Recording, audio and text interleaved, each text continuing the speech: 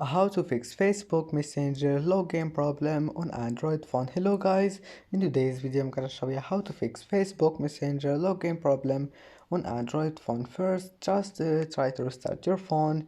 Maybe your problem will be fixed. Click restart, and if that doesn't fix your problem, go to settings, apps, and then apps again, and go to Messenger, check data usage.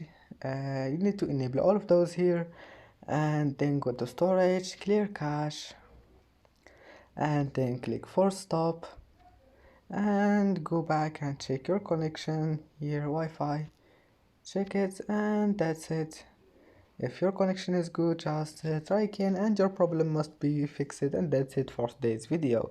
Don't forget like and subscribe, and thank you for watching this video until the end. Or you can just go to settings, apps, and clear messenger data.